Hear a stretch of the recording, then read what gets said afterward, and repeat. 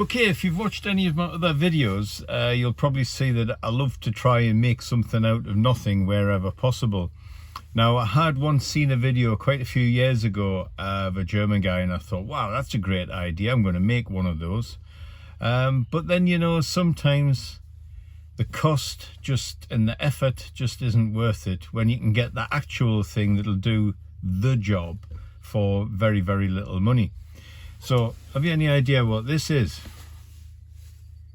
If you know, you know. And if you know, why haven't you got one? Because they're pretty damn good.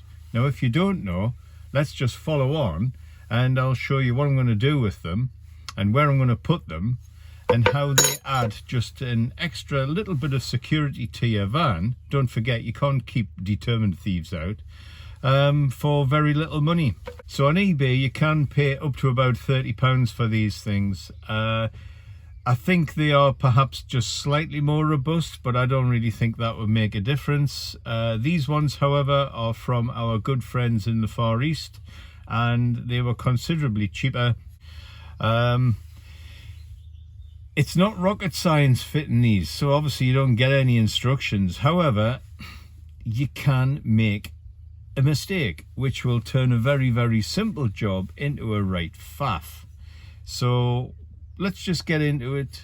Have a look at me fitting these to this black van, and then you can decide whether you think that's something you're going to do to yours. Highly recommend the idea, actually. But whether you actually buy these or you make your own, that's entirely up to you. So here we are out now doing the passenger side rear door. Now then, prior to doing this job, what you should be doing is making sure that your doors are closing properly and that they are properly aligned. Because if that's the case, what you then don't want to do is get this bracket out of alignment, because you could spend the rest of your day getting it right again. Now then, here's the thing. There are 3 bolts in here. Don't take them all out at once, because if you do, then of course this whole thing's going to be loose. Now, in the bracket, you'll see there are 2 distinct holes and 1 slot.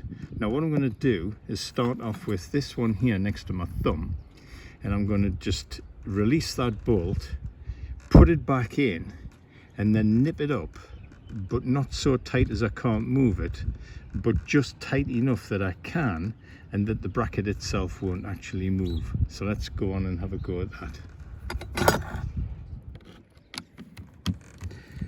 Now, of course, you might say, oh, well, you could just mark the paintwork with a pencil or something, but actually that isn't going to work, because when you put the bracket on, that's going to hide all of that.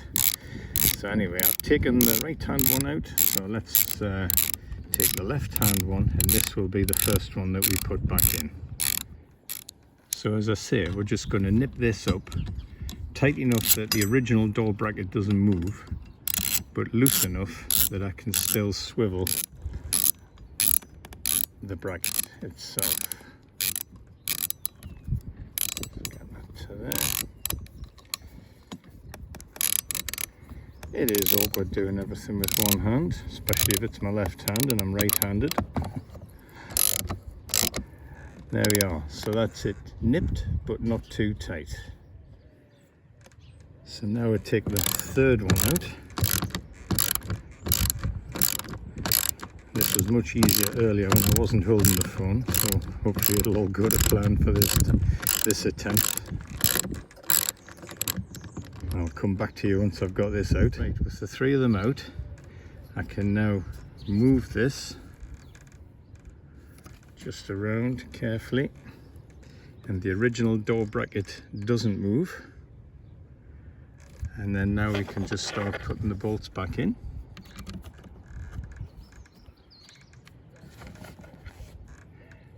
And then get them all tightened down.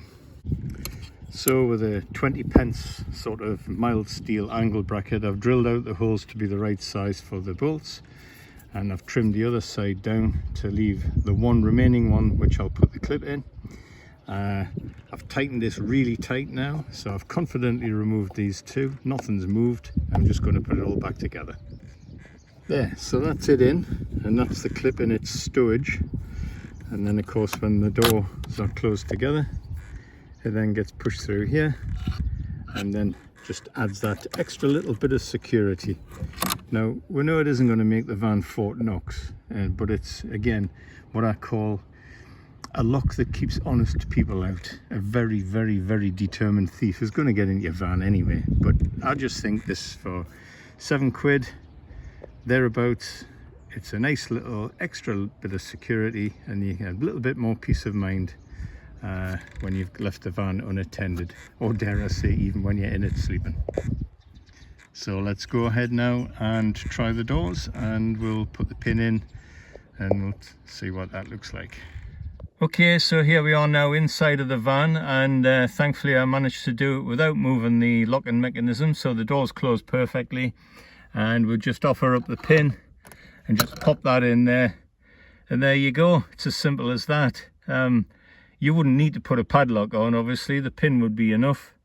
And as I say, if they do force the door, yes, it's still going to open up a bit, but it is just that extra bit of deterrent. So as I say, the more expensive version of this, £30, is available certainly on eBay and Amazon. But I came across these ones and I got two for 16, I think it was. Had to wait a bit longer because, well, you know where they came from. And it took about a week to 10 days for them to arrive, but I wasn't in any hurry. And so it hopefully will provide the same level of security for two for half the price of one.